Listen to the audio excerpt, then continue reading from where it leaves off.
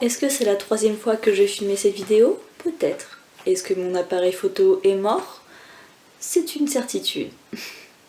En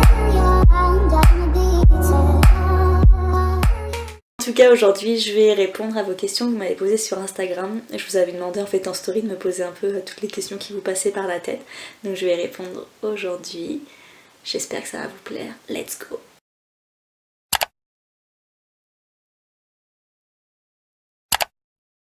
Ah, écoutez, ça va. J'ai envie de vous dire que ça va, mais c'est pas forcément le cas tous les jours. C'est un peu en dents de scie, on va dire. Le premier mois, parce que ça fait plus d'un mois maintenant que je suis rentrée, ça s'est trop bien passé le premier mois parce qu'on a revu tous nos proches et c'était trop cool. C'était un peu la fête tout le temps. Et puis là, il y a un peu une petite rechute là. Je sais pas, c'est un peu bizarre, c'est que je me sens plus à ma place ici et en fait, t'as l'impression d'avoir raté plein de choses pendant ton voyage, mais en même temps, t'as vécu tellement de choses en même pas une année qui sont folles, des choses vraiment totalement folles, qu'en fait, quand tu rentres, t'es un peu partagé entre deux moods, entre le fait de me dire moi j'ai changé, les autres sont restés là. Enfin, en fait, tu te sens complètement en décalage et tu te sens pas du tout en adéquation avec ta vie. Et je sais pas, ce week-end, on a vu en fait une grande partie de nos copains de la Réunion en métropole quoi, et je sais pas, ça m'a fait très bizarre. Ça, là depuis, je sais pas si on peut dire que c'est le petit coup de blues post-voyage, j'en sais rien, mais voilà, ça va pas, on va dire que c'est pas le top, mais ça va aller, faut se ressaisir, ça va aller pour la suite, il y a plein de belles choses qui m'attendent, donc voilà, donc comment je me sens, un peu mitigée, dans l'ensemble ça va, mais c'est pas à 100% quoi, on va dire.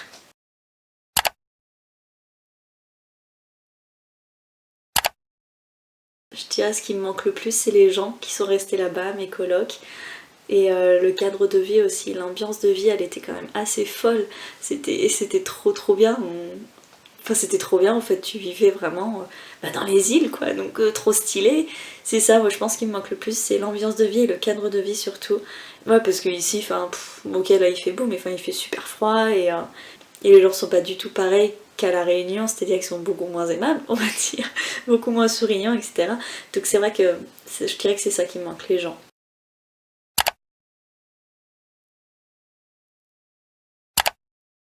Bah tout simplement ma famille et mes amis, je pense que c'est ce qui m'a le plus manqué en France. Et aussi la bouffe française.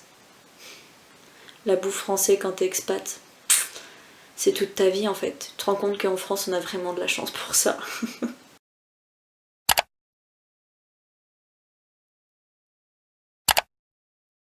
Alors ça aussi c'est une très grande question. Je pense que je vais pas vous le dire maintenant parce que je vais pas me porter la poisse. C'est quasiment sûr, on va dire, aller à 90% que je repars avant la fin d'année, je pense. Et je repars dans une destination encore plus loin que là où j'étais à La Réunion. Je repars pas toute seule, par contre, je repars avec une copine que j'ai rencontrée à La Réunion. On va refaire un petit voyage ensemble et ça va être trop chouette. Et la durée du voyage, bah ça dépend. Je sais pas trop quand est-ce qu'on part, je sais pas trop quand est-ce qu'on revient. Mais grosso modo, voilà, je partirai de décembre à avril-mai, quelque chose comme ça.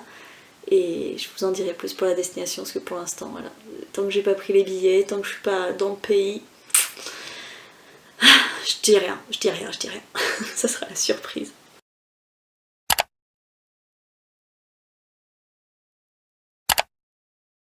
Alors la coloc, euh, comment dire, non, c'était une très bonne expérience la coloc, dans le sens où ça allait totalement en adéquation avec mon projet de voyage, avec mon projet de vie là-bas.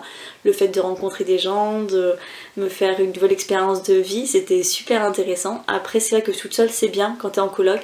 Quand mon copain m'a rejoint, c'est vrai qu'être en couple et en coloc c'est assez compliqué parce que t'as un peu besoin de te retrouver toute seule avec ton copain et c'est pas toujours le cas dans une coloc, surtout que là on était 10 dans la coloc, donc autant vous dire que en fait t'es jamais tout seul.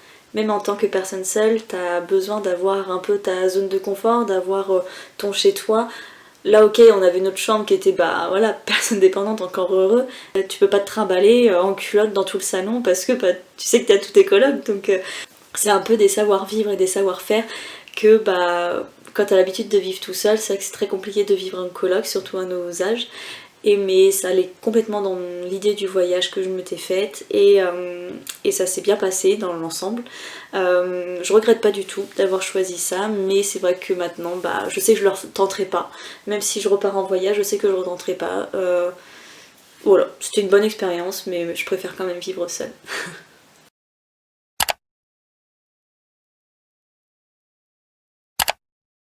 Bah oui, évidemment qu'on va la revoir. Enfin, en tout cas, moi je vais la revoir, vous j'en sais rien du tout. Mais c'est sûr que moi je vais la revoir en tout cas quand elle va rentrer en métropole, c'est sûr qu'on va se revoir. Parce que voilà, on sait pas trop dire au revoir comme il fallait, on va dire. Et je suis partie plus tôt que prévu, donc ça fait que voilà, ça raccourcit notre temps ensemble, on va dire. Mais bien sûr qu'on va la revoir et en vidéo ça serait bien. Peut-être qu'on fera une deuxième édition de je mange dans l'assiette de ma coloc pendant 24 heures. Parce que la vidéo elle vous a beaucoup plu et j'ai encore pas mal de retours à chaque fois que je recroise là des gens. Trop drôle la vidéo avec ta coloc, j'ai trop rigolé. Et en plus c'est ouf parce que les gens ils ont tous ressenti ça.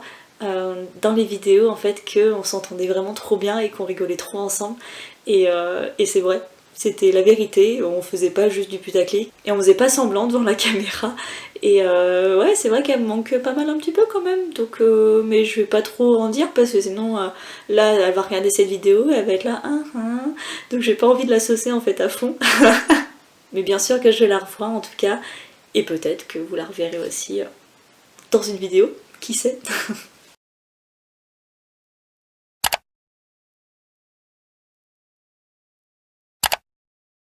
C'est vrai que qu'est-ce que je fais dans la vie parce que vous avez dû voir au fil de mes vidéos que je faisais pas grand chose.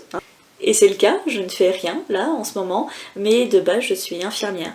Je suis diplômée depuis juillet 2019, donc ça fait plus de 2 ans que je suis diplômée.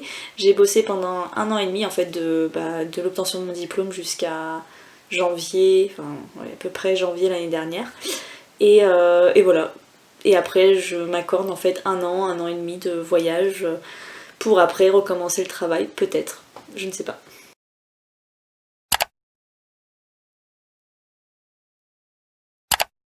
Je pense reprendre mon métier un jour parce que je sais qu'il m'a pas apporté tout ce que j'aurais aimé.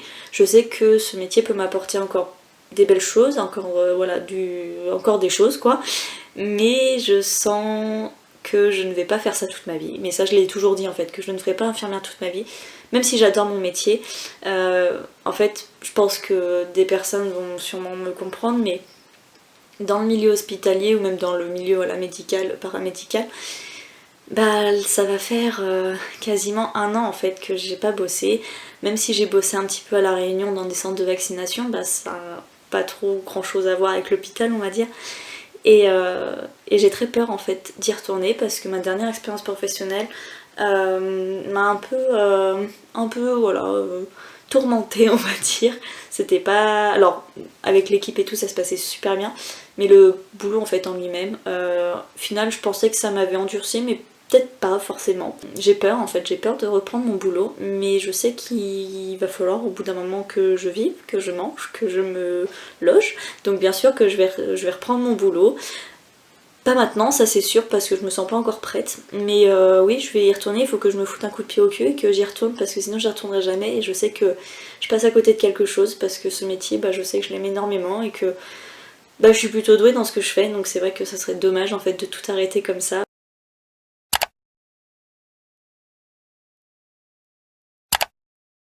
Je pense pas, honnêtement, je pense pas. C'est sûr que j'aimerais bien en fait approfondir la chose. J'aimerais plus me développer en fait sur les réseaux sociaux, que ça soit Instagram comme YouTube, plus m'investir aussi, ça c'est quelque chose que j'ai vraiment envie de faire et parce qu'en fait ça me passionne, c'est plus une passion qu'autre chose. Le fait d'avoir arrêté la danse et le violoncelle, chose que j'ai fait pendant des années, c'était un moyen de m'exprimer et de créer en fait. Et je retrouve carrément ça par les vidéos. C'est-à-dire que je peux laisser place à mon imagination, à ma créativité et je trouve ça cool parce que du coup j'ai retrouvé quelque chose quelque chose qui me passionnait. J'aimerais bien me lancer plus sérieusement en tout cas là-dessus et voir où ça m'emmène, ça c'est clair.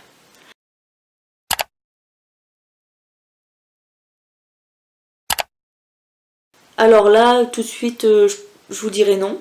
Parce que comme la question précédente, je ne sais pas où ça va m'emmener. Mais je dirais non. Après si je devais en avoir dans un temps, je pense que ça serait plus des trucs de bijoux, enfin vraiment des choses qui me ressemblent et pas vraiment des marques qui me ressemblent pas. Voilà, pour rester authentique, je dirais. Après, personnellement, si on me propose un contrat pour faire un placement de produit dégueulasse à 10 000 euros, bah, je dirais pas non, hein. C'est tout. Mm.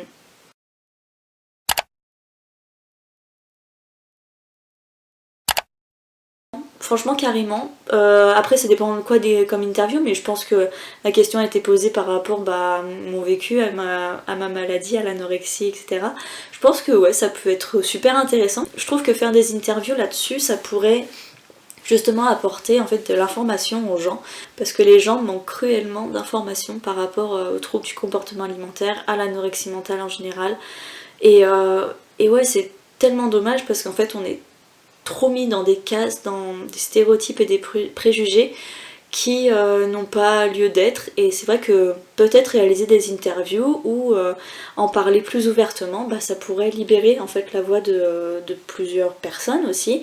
Et bah, voilà, informer les autres pour bah, que cette maladie ne soit plus stéréotypée et que bah, qu'elle soit plus reconnue en fait, je pense. Mais ouais, faire des interviews, franchement, ça peut être une carrément bonne idée. Pourquoi pas.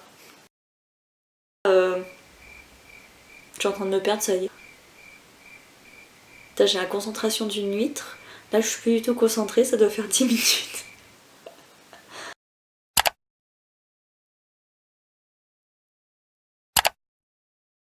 Je dirais confiance, communication, humour.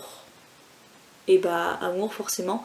Mais je pense que c'est comme ça en fait que notre couple il marche parce que vu qu'on a commencé à distance, il fallait énormément de confiance en nous, en notre couple. Et on communiquait du coup énormément. Et c'est une chose qu'on fait encore beaucoup, c'est qu'on communique encore énormément et on rigole beaucoup. C'est-à-dire que avant d'être mon amour, c'est mon meilleur ami, mon confident. Donc forcément, ton meilleur pote, tu tapes des barres avec lui, et bah là c'est pareil. C'est-à-dire que on rigole tout le temps, tout le temps, tout le temps. Du coup, ça nous consolide aussi dans notre couple et c'est chouette parce qu'on s'ennuie jamais. Et à chaque fois, bah voilà, qu'on sent que l'autre est moins bien ou que l'autre a besoin d'espace, bah pareil, on en discute, on communique énormément et puis bah, on se fait confiance. Donc ça marche depuis des années. Voilà.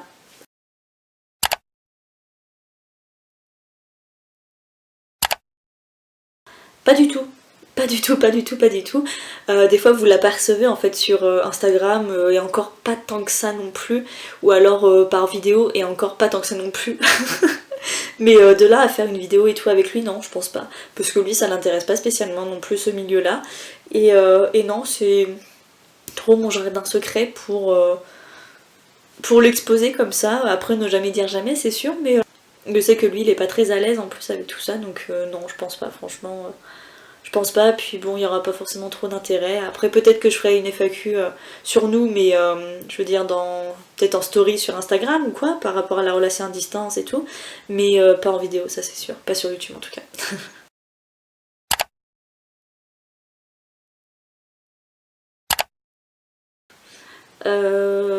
Parce que c'est marrant, parce qu'on trouve facilement plus nos défauts que nos qualités. En défaut, je dirais. Ouais, donc voilà, et vous voyez d'ailleurs, je commence directement par les défauts. Mais en défaut.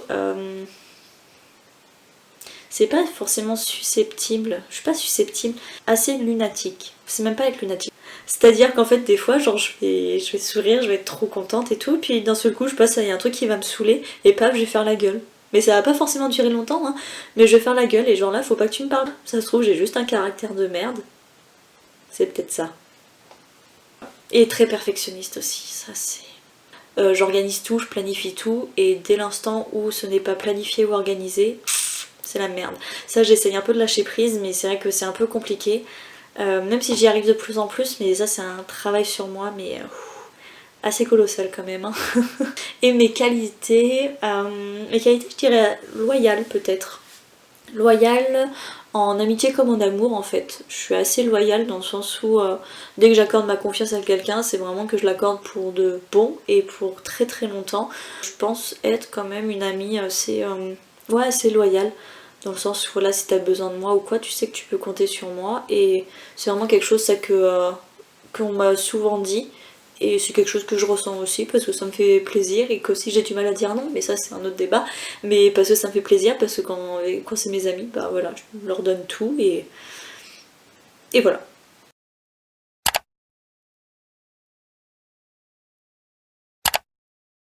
J'ai réussi à organiser mon voyage, mon prochain voyage, et me focaliser là-dessus, on va dire, pour éviter de penser à autre chose et puis continuer tout le travail que j'ai commencé à faire sur moi-même. Et puis voilà, c'est tout. Je pense qu'on a fait le tour de toutes les questions, j'ai répondu en tout cas aux principales. J'espère que la vidéo vous a plu. Si vous avez d'autres questions, n'hésitez pas à me les poser soit en commentaire, soit alors sur Instagram. On se revoit bientôt dans une prochaine vidéo. En attendant, prenez soin de vous et je vous dis à la semaine prochaine. Bye!